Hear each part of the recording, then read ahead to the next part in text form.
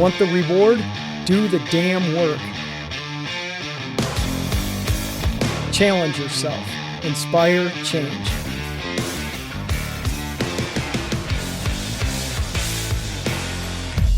Choice, not luck. Today's guest, Shane Raymer, host of That Sober Guy podcast. His podcast has reached over 2 million listeners. And if you head over to his website, thatsoberguy.com, you can check out his online community, his free beginner's guide to sobriety called Jumpstart Your Life Without Alcohol in 10 Days, and his Quit Drinking in 30 Days challenge. Okay, everybody, Todd Crandall from Racing for Recovery, and I have my good buddy on here. I can call you that, right? Absolutely, yeah. Man. You're the man, Todd. This is Shane from That Sober Guy. I was fortunate enough to be on your podcast a while back. That's how we met. What have you been doing since we talked last? Let's start with that. Oh, man. Well, probably first and foremost, I'm kind of a glorified Uber driver these days because I'm driving my kids around everywhere to soccer practice and school and events and skate parks and all over the place, man. So my wife and I joke about that often. But man, they're growing up quick. And so I'm really trying to stay present with them. They're 10 and 14, and my daughter just started high school. You know, my son's in 5th grade. And so, you know, being a dad, to answer your question, being a dad, being a husband, you know, that's, and being a man who loves God and trying to strengthen my faith is probably, those are the 3 most important things, I think, to me. And then fitness and health and sobriety, obviously right with those.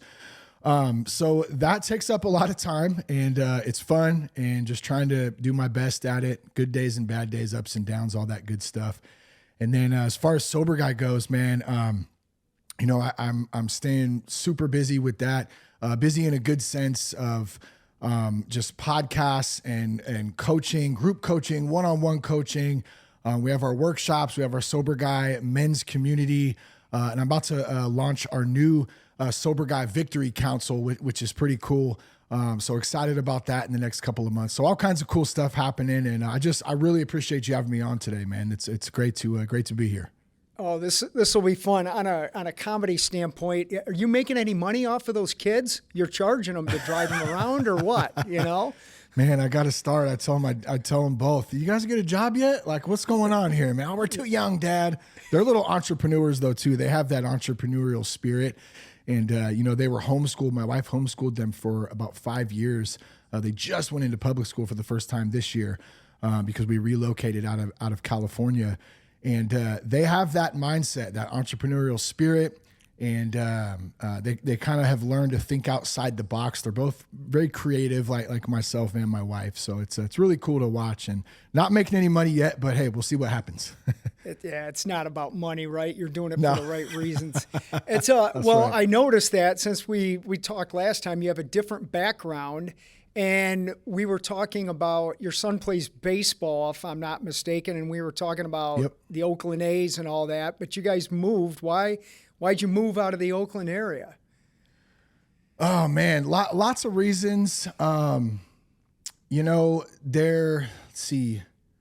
You know, we both are from California. Our whole family's from Northern California. We spent some time down in Southern California, Huntington Beach area. Actually even lived in Torrance back in the day when I was younger, before kids. But you know, California is a beautiful state, a lot of great people. There's also a lot of certain laws and stuff that don't really align with our beliefs and where we're at inside raising a family. You know, economically, it's gotten extremely expensive there. And then just the political landscape is very polarizing, and I'll kind of. I think that's a good way to put it, or to start that off. A lot more opportunity out here. We're in the Boise area now, in Idaho, and a lot of opportunity out here. A lot of free health decisions, which are amazing. And our kids can go to school out here. Different. I mean, I work remote, obviously, so that was an easy decision on that end. But yeah, just we needed a change too. I think it was hard to leave family. But it was really the best decision for our family and for our future. Awesome. I did Ironman Boise back in the day, as the kids say or whatever. That water was so cold out there. I remember watching the pros start, and they swam out about 30 yards, and about 90% of them turned around and came back in and said, forget it. I'm not doing it today. But that was interesting. They're actually bringing that race back again next year. I'll have to do it again sometime. Yeah, it's beautiful out there. It's peaceful, right?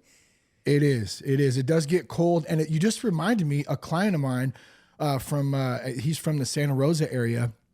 He does Ironmans and triathlons. He actually sent me the link to that and was telling me about, there's one in Boise again. They're bringing it back next year. Yep. So I told him, I said, I've never done one of those, but it's something I've always been interested in. So I'm kind of looking into it. So I might pick your brain a little bit off the podcast or something if I need any tips or advice or anything, if that's cool. No problem. I mean, it's been interesting to watch people go from addict to Ironman, since I started doing this stuff a long time ago. It's very cool.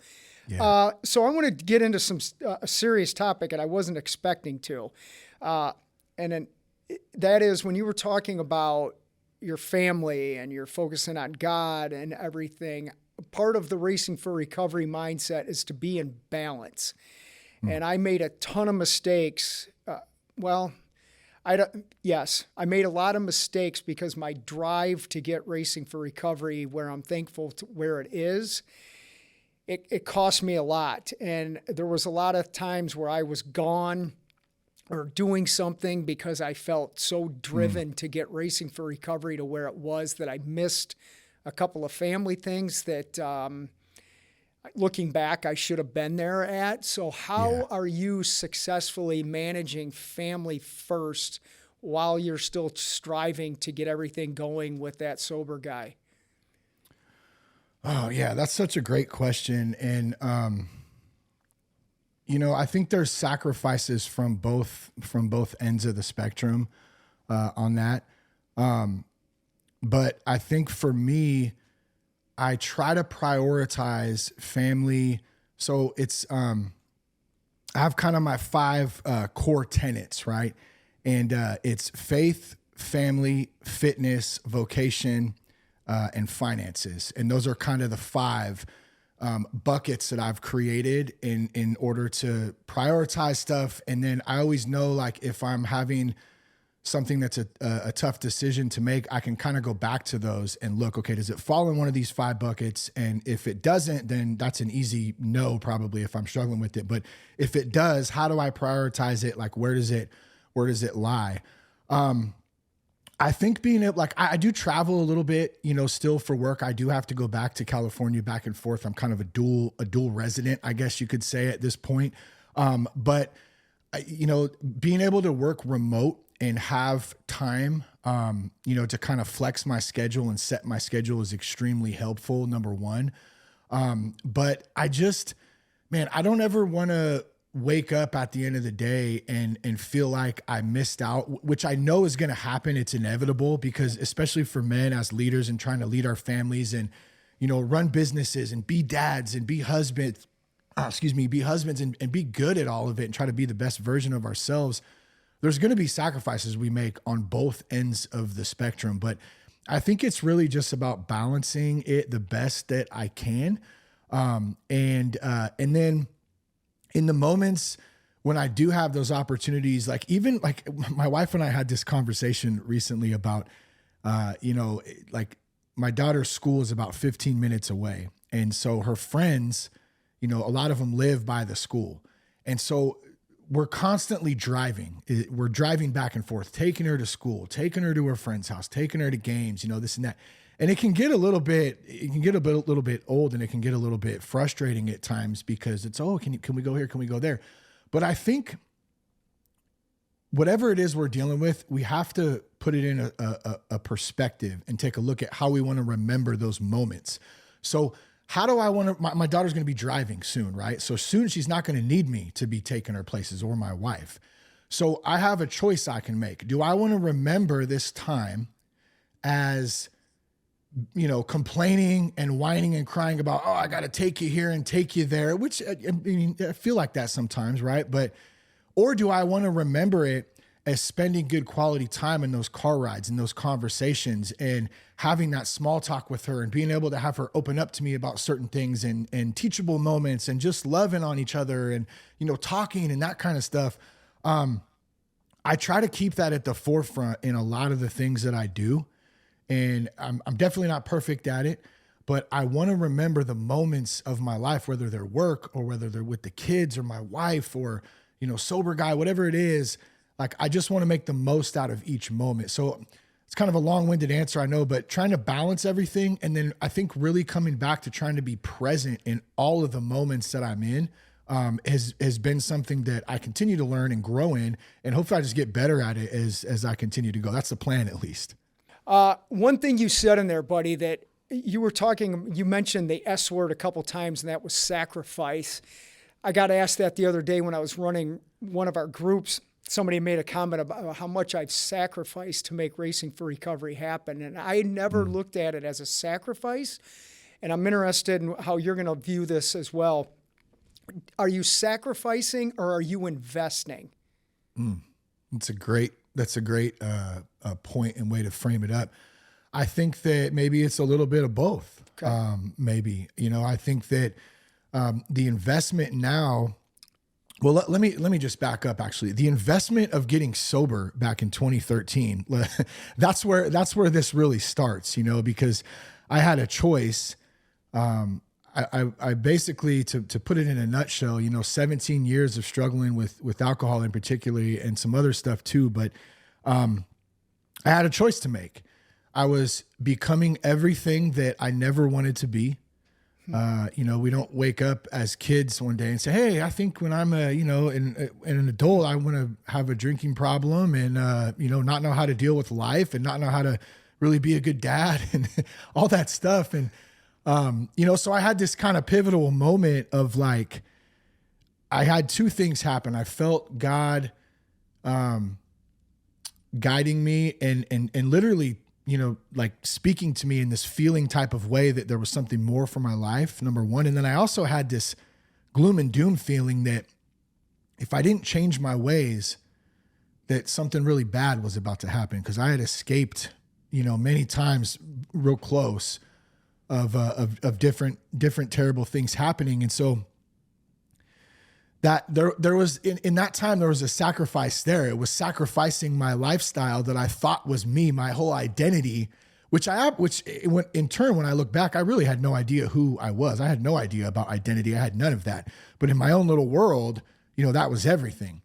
And so when I finally woke up to that, making that decision was a game changer. It was a life changer. And not just for me, but for my family, for my kids, who don't have to ever see that side of me. And now, now they look at it and they're like, hey, like my son, he's 10 and he always tells me all the time, oh, I'm so glad you don't drink, Dad. Like I'm never going to drink, I'm never going to do that, and I'm also not naive enough to think that those, possibilities aren't there for them. They're going to have to make their own choices at the end of the day and peer pressure, all that stuff. But I just pray that they make the right decisions and that I've been a good enough, example for them. But when we talk about, sacrificing and investing, I think that getting sober and changing my life and starting a podcast, starting a business, man, like helping other people, being of service, like them being able to see me act in that, man, that's a huge investment, not just from a business standpoint, but from a family standpoint and a time standpoint. I do spend a lot of time working, but I also spend a lot of time with my kids, and I try to shut it off on the weekends. Occasionally I'll have to do an email or something, but I feel like I have a decent balance. Sometimes they're busier than others, but I think it's a little bit of both. It's a sacrifice, but I would actually like to say that it's probably more of an investment for our family and on a bigger scale, I think. And I think isn't your family involved in your company as well? Like they're very involved, right? I mean, that's so awesome. I hope that happens with me as Sober Guy continues to grow and my kids. Dude, I so enjoy talking to you. We've been talking for 15, 20 minutes and we've mentioned alcohol once and some other things once, and that's it. And I love that because that to me is sobriety is not talking about all the substances and everything. It's talking about how good it is to not be doing the substances anymore. Absolutely. To answer your question, I have 4 awesome kids, and 3 of them work here at Racing for Recovery, and So it's a cool. trip, man. Yeah, it's very, very cool. When I was, your kids are younger and stuff, and I remember when mine were your kids' age and doing the sports things and hoping, wow, I wonder if some of them are going to work with me someday, and now to have that become a reality, it's awesome, It's so cool, man. Yeah. What a blessing to work with your family, your kids, and then grow together. And I mean, I'm sure it's not all roses and everything every day. It's, some days there's challenges, of course, but man, at the end of the day, that's a pretty great place to be in, I feel like. I will bring this up, and it sounds like, when your son said to you, Dad, I'm so glad you don't drink. My youngest son, my youngest child, Mason, he's 19, and he started working here about a year and a half or so ago, and he was sitting in groups listening to people, and one day I was running a group, and he was in there, and afterwards he goes, Dad, I really didn't understand how much of an impact Racing for Recovery was making on people. And I'm like, wow. as a dad and I don't consider us a business, but whatever it is I'm doing with Racing for Recovery, I felt like I made it. I did what I was supposed to do here. You're in service, but when your kids understand what you're doing, that really was a turning point for me. I felt so grateful that my kids understand all the work that went into what they're now being a part of. It's truly great. I hope you get a taste of that someday. Yeah, I do too. I think that's the goal, or at least I want that to be an option for them, at some point maybe as they continue on their own paths. But yeah, I'm really just trying to enjoy the time right now because I know it's going to fly by. It already is. And, they're going to be driving and then they're going to be, potentially going, graduating high school, potentially going to college, getting jobs, careers. Like it's going to happen in the blink of an eye. And it's just, this is an important time right now. And I'm glad I'm in a good mind state. I'm glad I'm, sober. And I'm pretty grateful, man. I try to wake up every day and have some of that gratitude, and that kind of helps to keep things going in the right direction. Well, I want to talk about this. I want to talk about day 1 of sobriety for you. And you can go back to the day before you chose to quit using and whatever it is you were doing. And let's start with that. The day before you quit, what were you searching for that you didn't have? And then on day 1, tell us about what your mindset was to go get what you didn't have the day before you quit. Yeah, great question. Well, I would say first there was a lot of back and forth for a good couple of years. I knew I wanted to stop, and it slowly kind of progressed. As fast as the alcohol was progressing and the lifestyle was progressing, also progressing at the same time was my need and my want and my desire to stop, if that makes sense. It does. So they were kind of parallel with each other, which is kind of weird. And it's funny, and just saying that right now, I don't know if I've ever really thought about it like that, but that makes a lot of sense to me right now. And so it was a lot of back and forth, and I was always trying to do it on my own. I had went to a couple meetings a couple of times with a buddy of mine, Seth, who got sober just about 2 years before I did. And I still wasn't ready though. I was like, oh yeah, this is cool, but I'm not one of these, I'm not like these people. I don't really have that problem. I haven't lost everything. And, is that kind of that mindset. But as time went on, like I said, it continued to progress and continued to get darker. I continued to make bad choices. I was being intoxicated at work. I literally just couldn't stay sober. So if we kind of fast forward to about the last 6 to 12 months, I couldn't stay sober for one day. I used to be able to go, I would drink a couple days a week and then on the weekends. But at this point, I was all in on it. And even when I was telling myself I was tired and I wanted to stop, I couldn't. So, as it led up to it, like I mentioned before, I just had this really bad feeling that something really bad was about to happen. And then I also, was looking at my daughter and my wife, and I wasn't really being a good dad. I wasn't being a good leader. And so I knew that I had to get some help, but I was so scared. I was just like, change. How was I going to live life? Like, we see this today, even this normalcy bias of alcohol. It's everywhere we go. It's the sporting events. It's the parties, the weddings, the funerals, like go down the list of everything. There's alcohol. It's just it's a quote unquote normal part of society, right? That's just what you do. And so I say that because that was my mindset then. That's just what I did. It's all I know. It's what I saw growing up. Family, friends. And so to change that and to stop doing that, it was a whole new perspective. It was a whole new identity shift. A whole new life, really. And I just didn't know how I was going to be able to do that. So by the end of it, though, being tired, exhausted, I finally couldn't hold it in anymore. And I told my wife, what was going on. She knew something was up. And I told my buddy Seth, and he said, well, I think you need to get some help. And yeah, I knew that that's what I needed to do. So you asked about like what was going through my mind that day, that day before and then that day after. So the day before, when I just had told Seth and my wife, like I was ready. It's like, I'm over this. I remember too, I remember feeling it like lift off of my shoulders.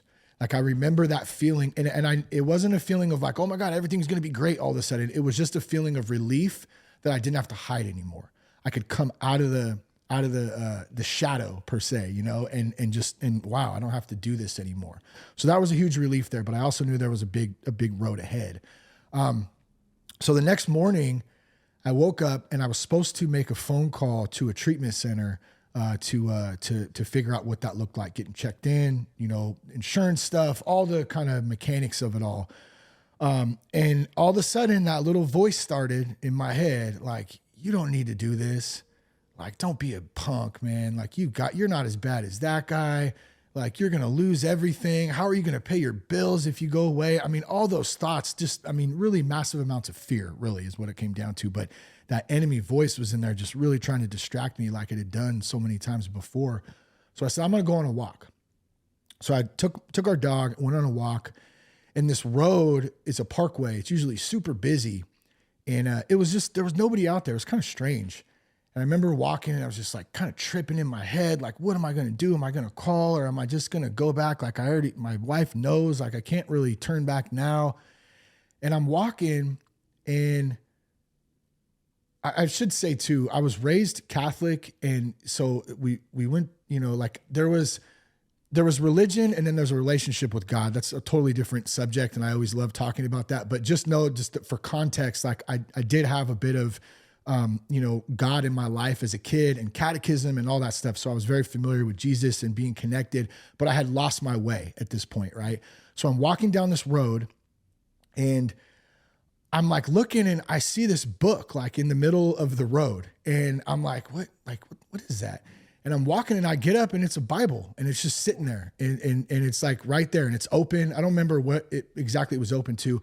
And I walked right past it. I kind of looked and I just kept walking. And like within like 5-10 seconds, I just heard, stop, go pick it up.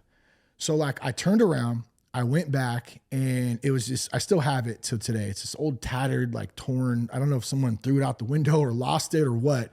But I picked it up and I just felt the presence of God. I felt this spiritual like moment.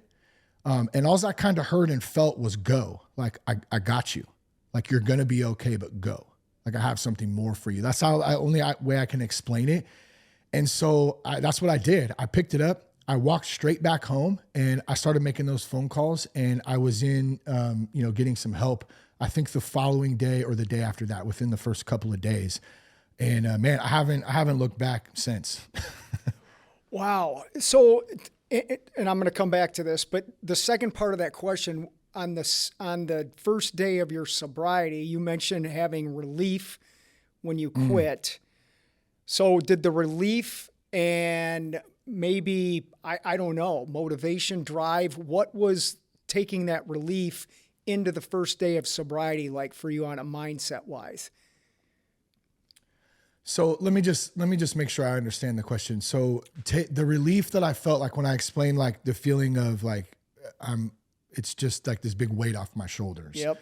Are you asking if I felt that on that first day still, or what did that look like? Or I'll say what it was like for me real quickly. Okay. The day that I quit, I got arrested for my third DUI. And I was in a complete blackout. I don't remember getting arrested, but I do remember being at home after being let out and continuing to drink. I was listening to Bon Jovi's song, Bed of Roses, living with my grandma. Yeah. And my grandma knew that when I was playing that song that things weren't good, but I was drinking a beer. It was either a Moosehead or a Heineken because I considered myself a bougie drunk back at that point. But I remember putting the beer down, and I knew two things. I knew I was done, and I knew I was going to do something instantly. And that's what I'm kind of looking for you. Were you even cognizant of what was going to start coming on day one? Or were you anticipating the goodness that was coming after you had the relief? Yeah. Okay. I got you now. And that's a great question. And I think there was still a lot of fear. But once I had that spiritual moment with God in the Bible in the street right there, I knew something clicked right there. Something changed. Yes, there was still a ton of fear. I had never been to rehab before. I didn't want to go to rehab, but I knew that I had to make, some sort of drastic change because I couldn't do it on my own. So when I got, back home and started making those calls, yes, I still felt the relief. I still felt the weight lifted, but I also did feel a lot of fear in what was ahead. But it wasn't the fear of impending doom like I was feeling before, if that makes sense. Like the fear I was feeling before was a lot different than the fear I was feeling moving ahead sober. I did have a moment when I got to rehab. The first night you're in a room with I was in there with 5 other dudes who I didn't know, who were all intoxicated because you're in a detox room. Even though I was actually sober when I went in because I quit 2 days before I went in. But a lot of the dudes I was in there with were coming in highly intoxicated, drunk on heroin. It was a weird situation, something I'd never experienced before. But I remember the first night trying to go take a shower and, stripping down and being butt ass naked in this little bathroom and just curling up in a ball and just crying. How did I get here? And when I looked back on this, God stripped me of everything and he took everything. And in that moment is when I started to be reshaped, I guess, and reborn again in a sense and brought back, to today where I'm at. And that's a whole process in itself, and it will continue to be. But yeah, there was definitely that moment. And then when I was in treatment, man, I soaked it up. I was one of the ones who, I wasn't playing around. I was in it. I was in every meeting. I was very conscious. I was soaking everything in because I wanted it that bad. And I knew that there was something bigger for my life, and I was going to find what the heck it was. I love it, dude. And that there's a common thread of people that not only put it down, but they're generally living a good life and they're happy. They're not, I don't want to use cliches, but a dry drunk or whatever. I mean, you can hear it in your voice. You're like, I'm done. This is over. Yeah, I got some work to do here and it's a little bit scary or whatever, but by God, I'm going to do it. And you were willing to listen to other people and apply that knowledge. And that's what it takes, right? Yep, I mean, 100%, right? full commitment, full send, man. You got to send it, bro. I love 100%. Yep. So you had, and I'll say this too. Oh, I just want to say, I say this on the podcast all the time. So I'd love to say it here too, but I've still yet to meet anybody who has said, my habitual drinking habits have really improved my life. So there's that concept there. Like, excuse me, I don't drink poison. I'm sorry. I choose not to do that. And it never did anything for me. It never did anything for the people that I love. I've never, seen it have positive long-term effects for anybody. So why do it? Well, we'll switch gears a little bit into talking about the recovery process. And I went to AA because that's what you did back when I quit, and I loved it. And I always equate it to I'm like, man, this is a good piece of pizza, but I want the whole pizza and I want to own the franchise. My mind is like thinking bigger. But the point that I'm making here is I wanted to know what was wrong with me. Other than saying, well, Todd, you're powerless over alcohol. I'm like, yeah, no kidding. That's pretty evident. But why? What's wrong with me on an emotional level? And that comes back to, I'm a big believer personally in what I've seen here at Racing for Recovery for 23 years is people have gone through some traumatic things. Now, I also know some people have gone through some traumatic things that never smoked crack to deal with it, but right. There's a common theme with people that are abusing themselves, whether it's with food or gambling or cutting or drugs or whatever, that they're hurting emotionally. And until we really can get an understanding of the impact of that trauma, you can quit drinking, but can you fully live without even healing from what was leading to the drinking in the first place? What do you think of that? Oh man, it's great. And it's really tough, when we're stuck in that, that space. And I've been referring to it lately, and it's not like I coined this term or anything, but the art of escapism. So why are we escaping? Like, what are we running from? What are we trying to escape? Why can't we be present? Why can't we be in the moment? Why can't we feel? That's one thing that I still really struggle with. I've gotten a lot better at it, but feeling. So whether it's, sad, even excitement sometimes, like I have to allow myself to be happy sometimes. I have to remind myself, and, there was definitely trauma in my childhood, as there is in a lot of people's. We have, different experiences growing up, and different families and things that happen. And I became a runner at a really early age. 13, 14, 15. I mean, I was already kind of out of the house. I slept back home sometimes, but it was always on a couch. My parents were back and forth, moving out different apartments. So, and I just tried to stay with friends, and, I didn't feel like I had a stable, experience at that time, especially as I started to get older. And so I learned to run really early. And then I found punk rock, and I found music, and I found hardcore shows, and we were going, I started being in bands and, playing guitar, and, that kind of led me down this path of, it was an outlet for me, which I really, really enjoyed. But, as well as I do, I know you're a big music guy as well. Like that whole lifestyle, at least that was pushed on us from a media perspective and what we were shown, MTV and everything is like, man, you had to party. And you had to be crazy, and you had to like do drugs and drink. And so I was really a victim of that media.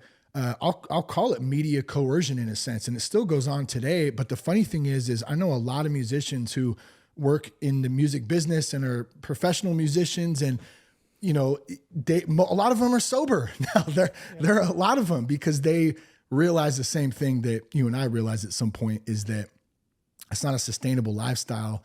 It's not real, but I know I kind of went off on a thing there with that, but What was the original question you asked me? Shoot, I totally forgot now. I love Sorry, talking man. to you again, man. Yeah. I've said that like 3 times, but Yeah. I was talking about the trauma, the impact of trauma. Oh, And you're yeah, right. yeah. Like you even think of, and I'm going to get to the athletic piece in a second. My coping skills as a kid were music and sports. So I hear you in the whole addiction thing. You know, we're influenced by whatever musically in a negative way. That obviously can change being influenced in a positive direction in sobriety. But yeah, music and sports as coping skills are huge. And I hear you doing the same thing. So what is music like for you today in recovery, and how are you using it productively? Yeah, it's great. I really enjoy it. It took a minute, you know, when I went to rehab, I kind of stopped my aspirations to be a professional musician. That's kind of where I was at that time. I was doing construction on, you know, as a main job, and then trying to do shows and play and all that stuff. When I went though and got sober, it completely changed the dynamic in my love for music in a sense, because I associated it with getting high and drinking and partying. And so I just didn't feel like creatively connected anymore. And it was really, really tough. And so I kind of quit for a few years, actually. I don't even think I picked the guitar up for a couple of years into my first years of sobriety. You know, and eventually I'd kind of get it here and there, but I wasn't like trying to write or anything like that. But today, oh man, it's great. Like I can see I have a Taylor Big Baby acoustic sitting right in here. And it's just, I love strumming on that thing. I'll pick it up, you know, for 10, 15 minutes here and there. I'm usually waiting on my kids or my wife to get ready to go wherever we're going. So I'll come sit down and play a little bit. And I just enjoy playing cover songs and old country songs and old punk rock songs. And I even did try to write a little bit in the last year or so, just here and there, nothing too crazy. But music has just been such a huge part of my life. Even as a kid, I mean, I remember the first concert my parents took me to was Heart, and I must have been 5 or 6 years old. And I just remember going, man, I want to do that. Like, I want to, oh man, it's so like always that performance art perspective. And, you know, that carried over definitely as I got older. And that's kind of what led me into podcasting too, because I had a background in production and producing our own music and performing and speaking and singing and all that. And so it's kind of funny how God kind of did that, like took me out of music, where I felt like for the first year, really, really sad actually, because I felt like my creative outlet was gone and I didn't know who I was and what I was going to do. And then slowly got pushed into podcasting, which helped refill that void into something completely new. And so I think that has a lot of the, you know, the reason why I continue to do the podcast and be of service and talk to different people. And I really enjoy doing it from a creative perspective versus just like even the service and all that is one thing, but as an artist, it's just so much fun. Yeah. It's like an artist that loved to paint, and then in his addiction, he loved to paint. And then all of a sudden discovering, you know, music in recovery. It's still art. It's just a different form of art, right? Different vehicle. Yeah, that's right. Let's talk about physical fitness. You're into it. What do you do? And how is it helping you spiritually, emotionally, mentally? Yeah. It's really grown on me in the last few years, especially because I wasted. You know, I was always an athlete. You know, I know we had talked about this before. Being an athletic guy, and I played baseball growing up. I think my first words were bat and ball. So at least that's what my parents tell me. So, I mean, I always played baseball growing up, high school, all that. And then when I got into my 20s, I got hurt and I stopped playing. And that's really when I went further into music. And I just kind of gave up, like physically, I think, because I was partying. I was like skinny fat, you know, I just like wasn't in any shape at all. And I really wasted, you know, my 20s and into my early 30s before I got sober. And it's funny, I'm 43 now, and I'm probably in the best shape I've ever been in my life, which is awesome. And the physical part about it is one thing, but I think it's probably, it's just a piece of the pie, I guess. It's more the mental focus, the mental stability, the emotional outlet, I guess, to go lift some heavy stuff and challenge myself. You know, that's a huge, huge part of it.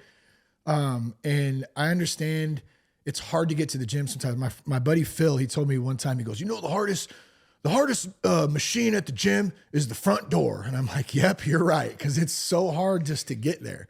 But if you can just get there and you can do it consistently, eventually it stops becoming, I go to the gym, and it becomes a lifestyle. And then you can't go 2 days, 3 days without going to the gym, because it's not about going to the gym. It's about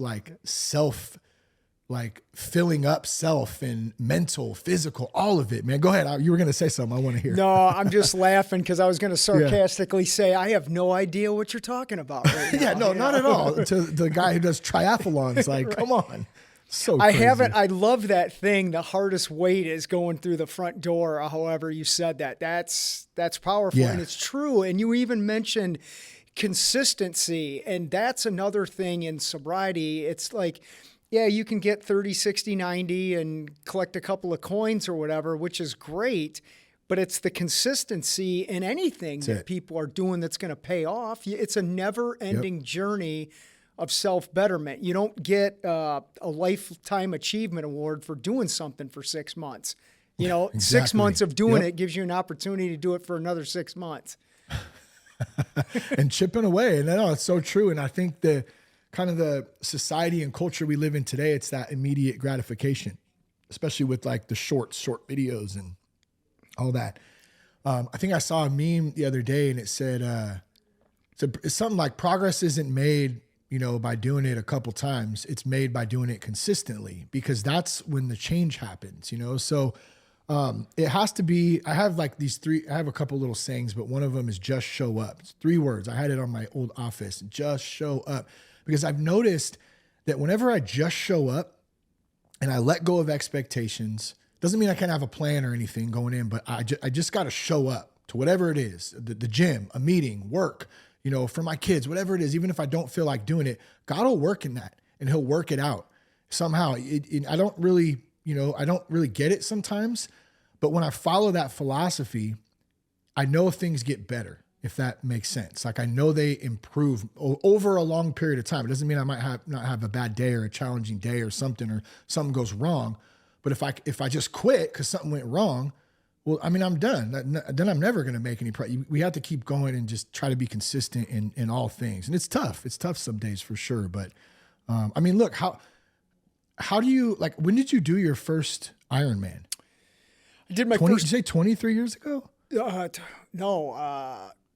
No, it's been 26, I think. I did my first November 6th of 1999. Wow. So I imagine you didn't train for a month for that and go do it. You probably trained for a long time, and you had to show up, and you were sore, and you hurt some days, and you didn't want to go.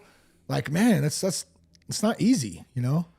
Well, you know, you're bringing up some other, of course, when you get into a conversation like this, and I never have a plan. I just wing them as I'm going. Love it. Me too.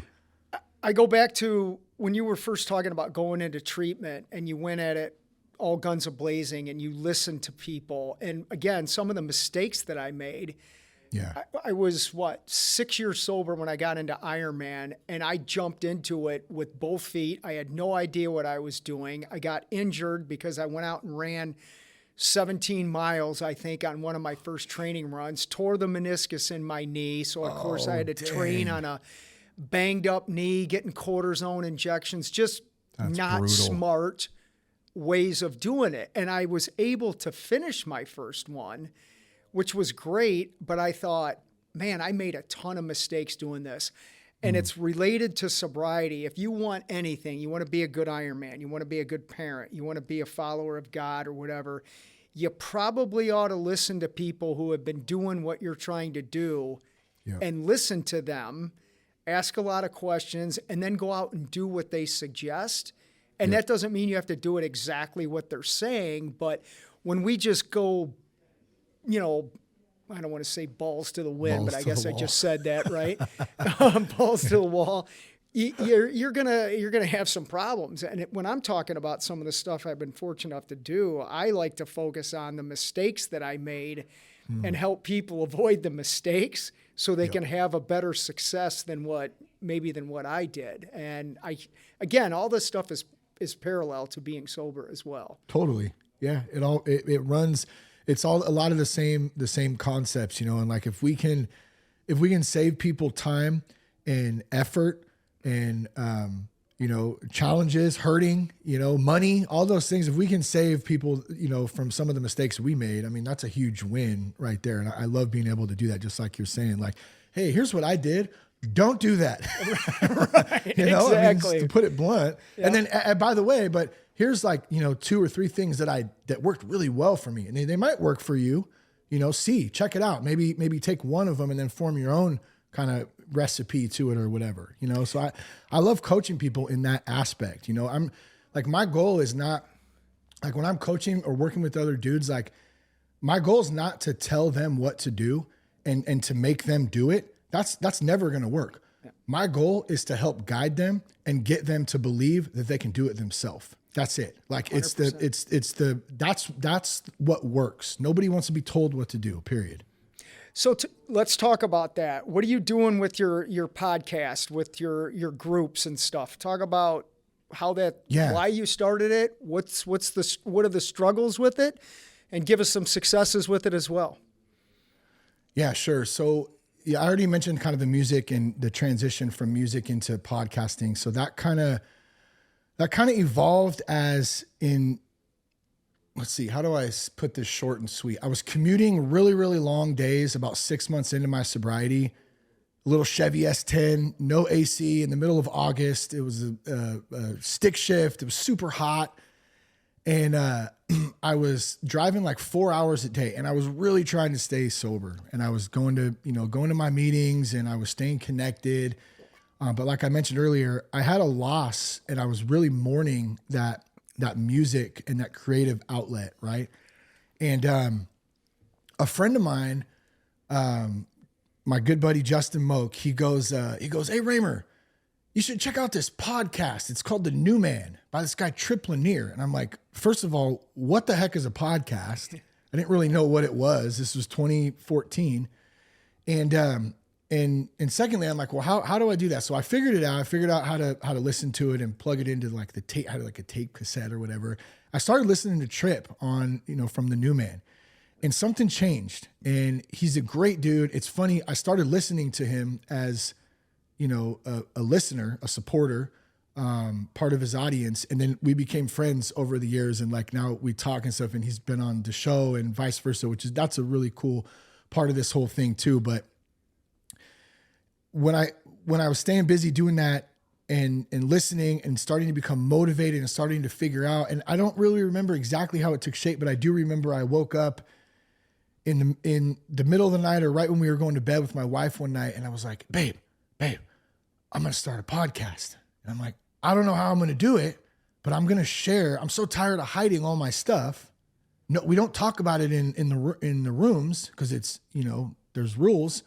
And I don't really like doing that. I want to talk about it. I want to help people, And so for about a month, I just researched like how to start a podcast. And back then, man, I didn't have Rodecaster Pros and cool equipment and stuff. It was like a hodgepodge of stuff.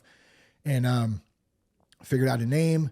And then, I just kind of threw it together. And I want to share this with those listening out there too, because this is important in whatever it is that you're trying to do, or you have a dream to do or a vision to do.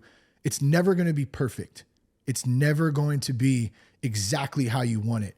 And if you sit back and wait for exactly how you want it, you're never going to do it. If I wouldn't have done it in that moment and let the fear go and just say, okay, God, like I'm just rolling with it. I don't even know where this is going to go.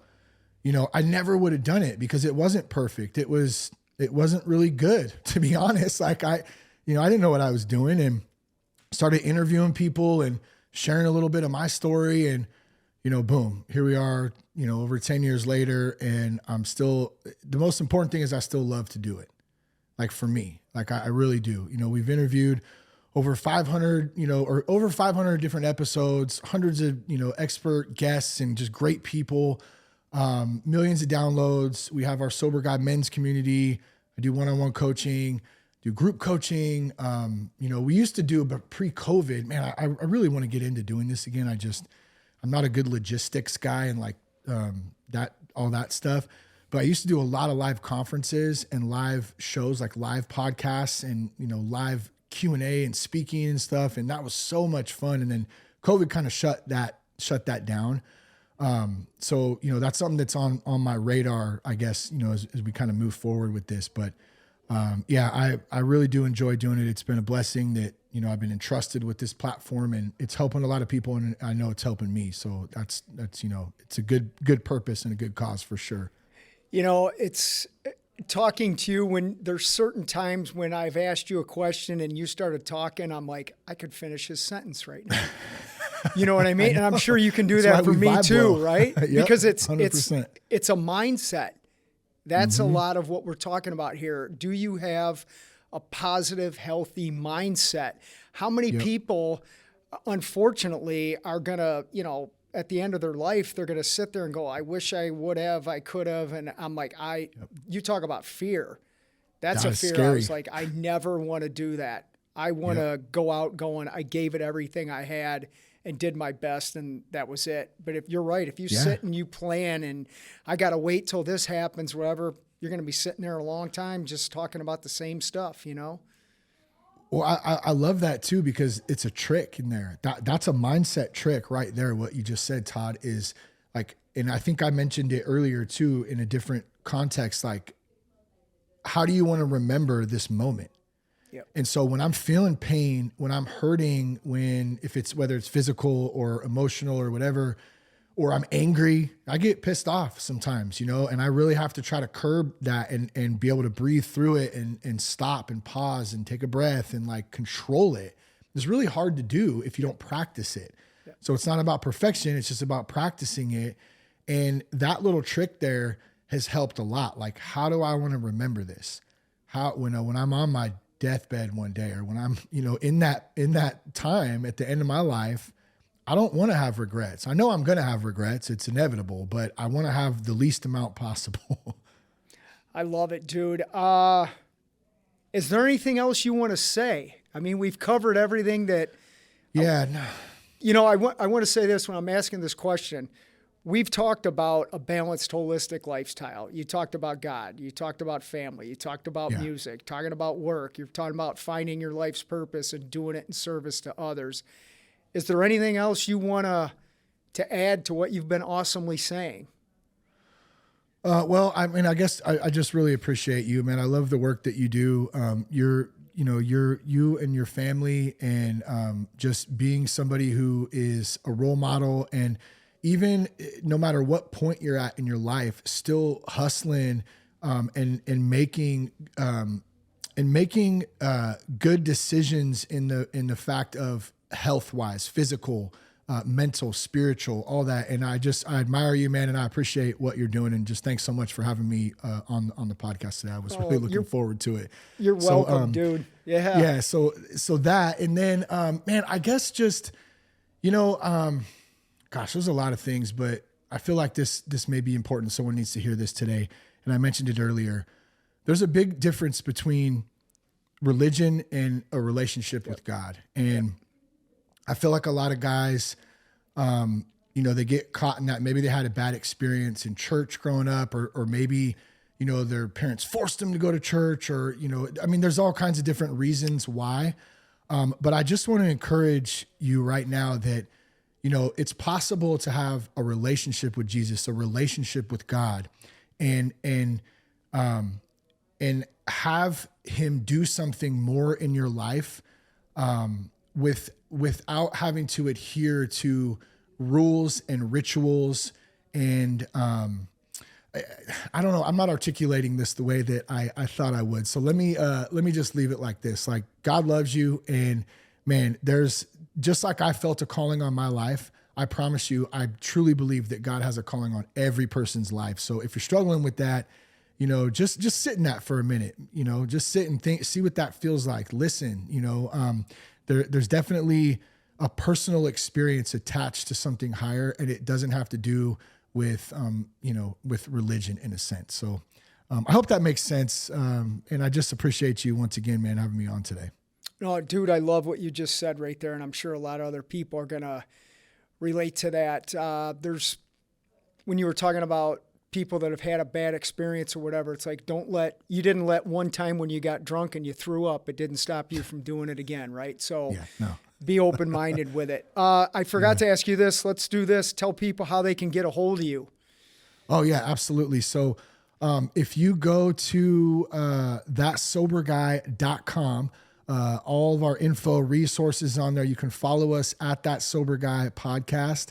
And if I could ask one request, when you go to thatsoberguy.com, sign up for our free Sober Guy Victory Circle men's community. It's a great spot to be a dude and just engage and connect. That's the biggest thing I hear from most guys, is that they've been trying to do it alone for so long, and it's nearly impossible to do it alone. And so you got some great dudes in there, and great ways to connect and hold yourself accountable and all that stuff. So that's it. And also, by the way, shout out to Matt, man. Hey, thanks for setting this up, Matt. And it's so cool that you listened to the podcast back in the day and stuff too. So I just wanted to give Matt a holler there. Matt's a good dude. I do want to bring this up. You mentioned it earlier. Matt and Abby do all of our stuff, and they're doing a phenomenal job. Abby's a young kid, and then Matt's an old dinosaur like us, right? And when you were talking about, people watching things on social media, Matt and I are like, hey, we want to watch something that's like 45 minutes. And Abby's like, 45 minutes? It needs to be 30 seconds or you're going to lose everybody. And I'm like, what? 30 seconds? You don't know anything, right? I know. It's so Isn't funny. It crazy? Yeah, it's crazy. Attention spans, man. It's unbelievable, But it takes all kinds to make the world go around, man. Yep, agreed. Yeah. Thanks again, man. I appreciate you. Yeah, good talking to you, brother. I'll see you soon, man. All right, man. See you, Todd. Take care. Later. Until next time, everybody, that's the Racing for Recovery podcast. Check out my buddy, That Sober Guy. He's awesome.